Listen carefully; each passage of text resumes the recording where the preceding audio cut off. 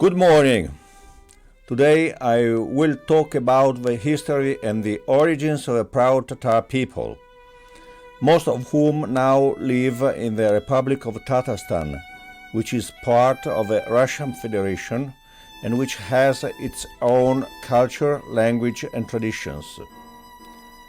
The denomination Tatarstan is composed of the terms of Tatar for Tatars and Stan for land, and they means land of the Tatars, which is said in Russian Republic of Tatarstan or Tataria, and in Tatar, Tatarstan Respublikazi.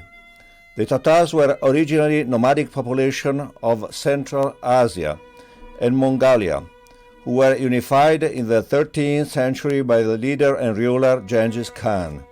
The Mongol territory was characterized by boundless plains, which the Mongols, nomadic shepherds, whose main activity was the breeding of camels, horses, sheep, goats and cattle, crossed with their fast horses in order to always reach new pastures.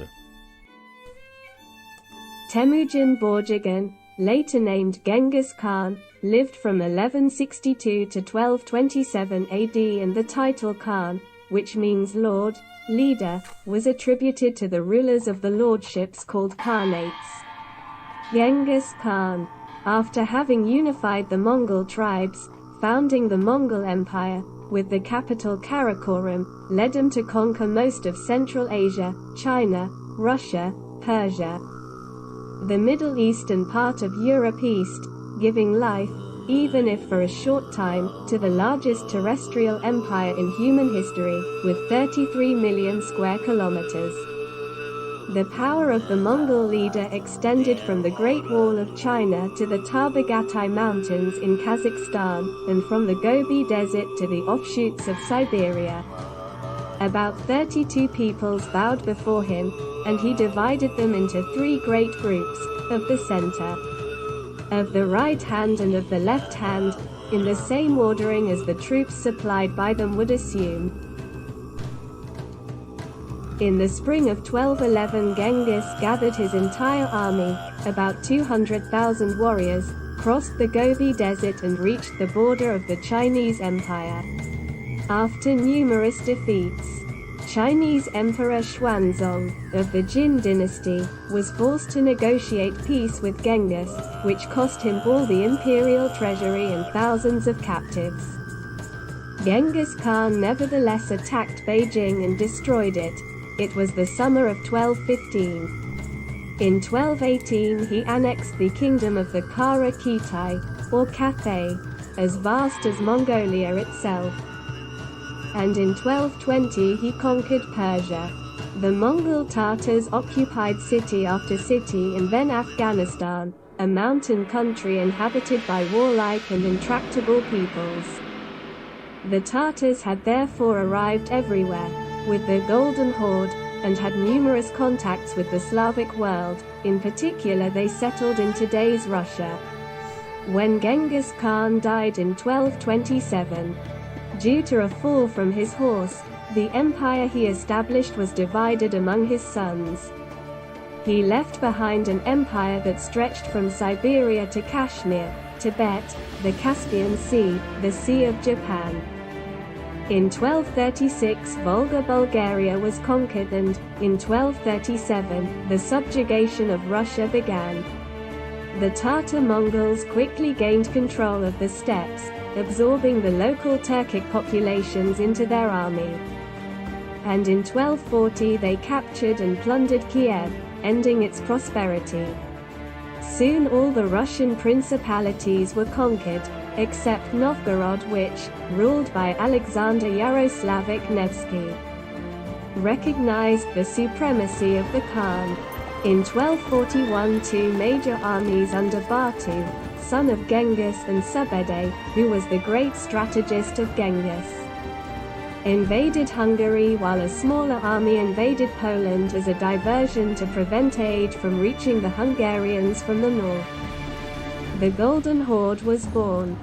Here is the evolution of the Mongol Empire from its inception until 1279.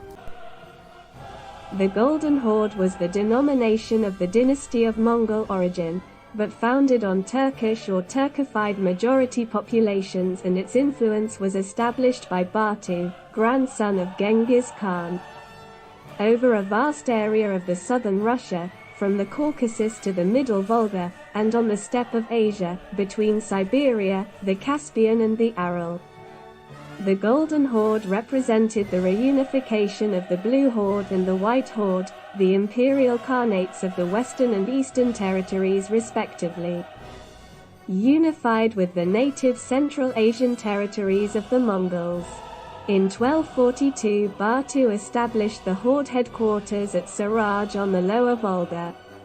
Upon his death in 1255, the Horde very quickly lost its Mongol identity, and most of its population was then ethnic Turks, Uzbeks and other Altaic peoples. Nomadism gave way to sedentarization, and Saraj became a large and prosperous metropolis, one of the most densely populated in the Middle Ages. The Horde, always following the influence of the subject peoples, adopted the Islamic religion, abandoning the original animistic beliefs of the Mongols. In 1440, the Horde was also devastated by civil war. From the original empire, several autonomous khanates had then formed: the Khanate of Siberia, of Kazan, of Astrakhan, of Kassam, of Crimea and of Nogai. None of these new states was able to stand comparison with the Grand Duchy of Moscow, which thus finally freed itself from Mongol control around 1480. The fate of the various khanates was to be annexed by Russia sooner or later.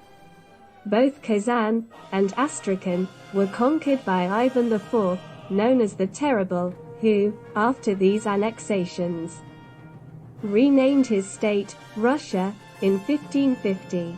By the end of the same century, the Khanate of Siberia also suffered the same fate.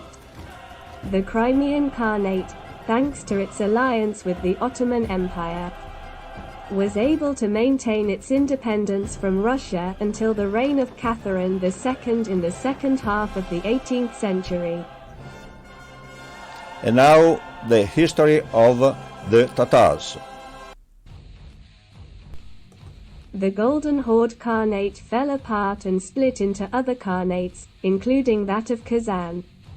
The Kazan Khanate was a Tatar state in medieval Europe which occupied, between 1438 and 1552, the lands that originally belonged to the Volga Bulgars.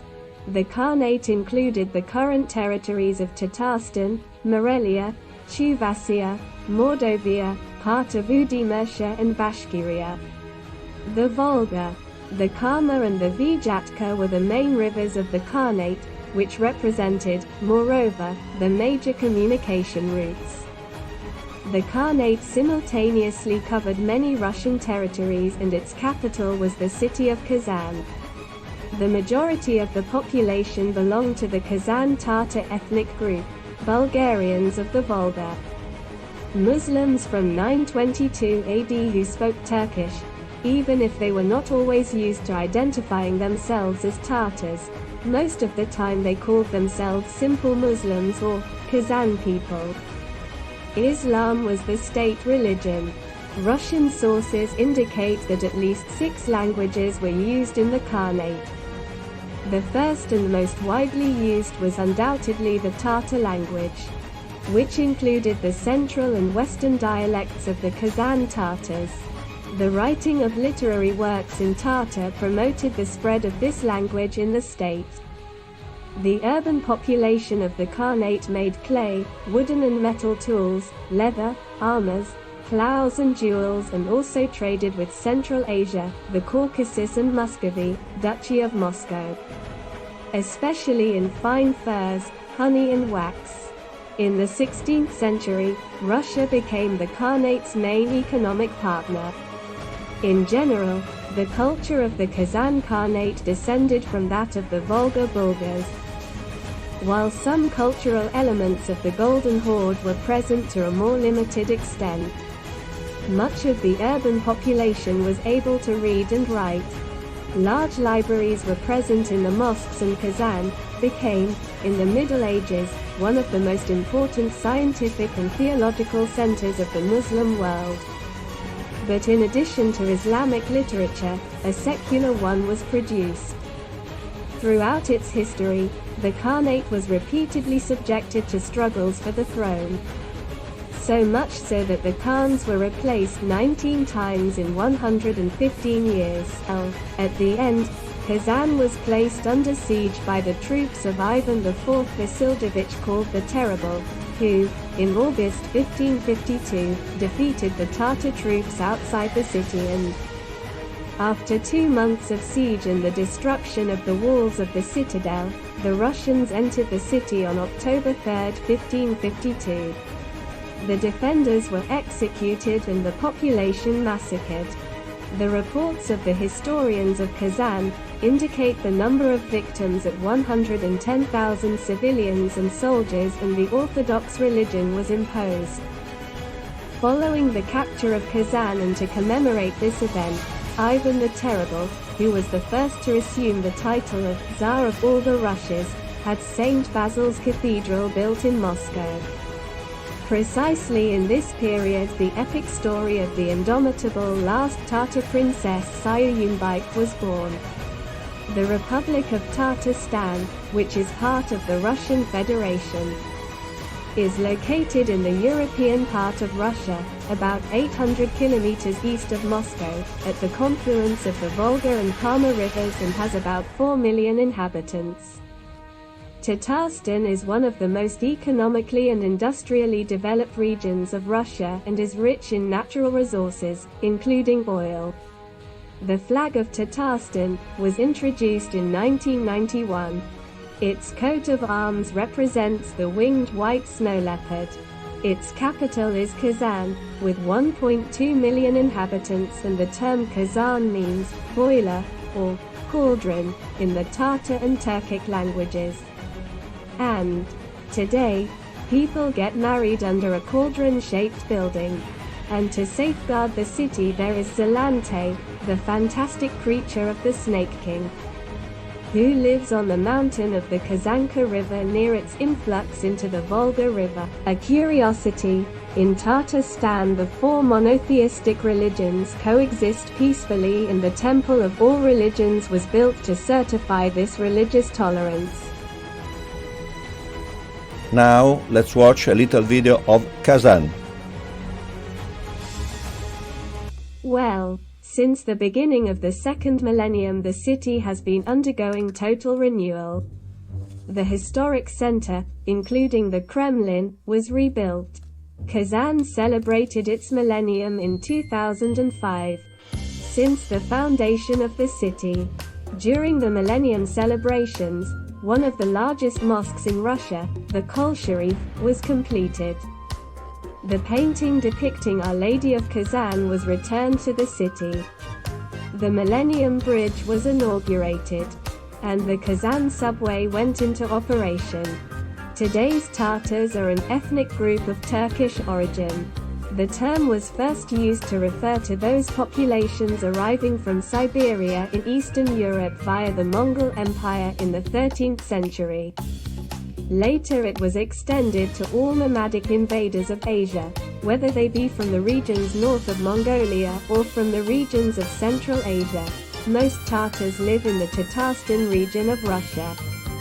Crimea, Uzbekistan, Kazakhstan, Belarus, Lithuania, Poland, China, Romania, Bulgaria and Turkey. At the beginning of the third millennium, they exceeded 10 million. Almost all Tatars are Sunni Muslims, while a minority of less than 10% is made up of Orthodox Christians. The majority of those living in European Russia are descendants of the Volga Bulgars, who were subdued during the Tatar-Mongol invasion of Russia in the 13th century and took the name of their conquerors.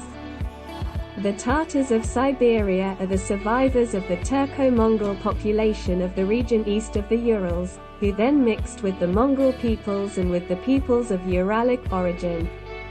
After ups and downs, The Republic of Tatarstan was established in 1990 and the millennium from the foundation of Kazan was celebrated in 2005.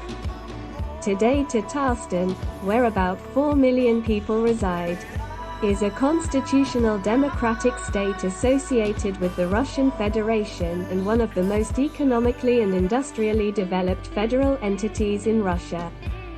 Tatarstan is one of Russia's most ethnically diverse areas of. Representatives of over 173 ethnic groups live in the republic, most of which are Tatars, Russians, Chuvashes, Udmurts, Moldovians, Maras, Ukrainians and Bashkirs. Among the peoples of Tatarstan, the biggest group is Tatars, for 53.2%, followed by Russians, for 39.7% and Chuvashes, for 3.1%. And finally, the story of Syuyumbike. Syuyumbike represents the national heroine of the Tatars of Tatarstan. When Ivan the Terrible decided to conquer Kazan, fascinated by the description of Princess Syuyumbike's beauty, he sent an emissary to her city asking for his hand. But the proud princess rejected.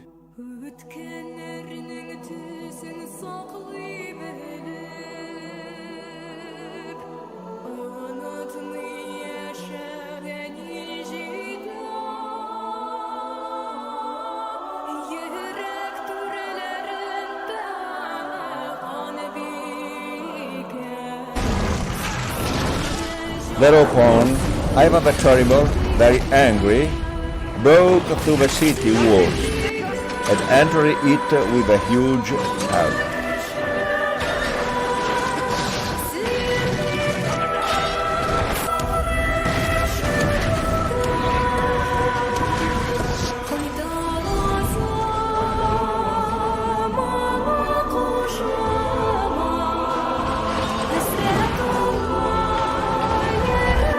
So the princess was captured, and she was forced to tell the invader that she would marry him only if had a 7-story tower built, one for each day of the week, and was also supposed to be highest of the city.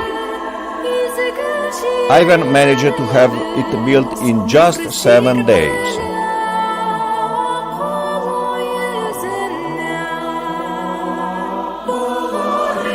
Then Syuyumbike climbed to the top of the tower, and after admiring the beautiful Kazan, she was so overwhelmed by her emotion for her people that she could not bear to have to marry the Tsar, and she threw into the void.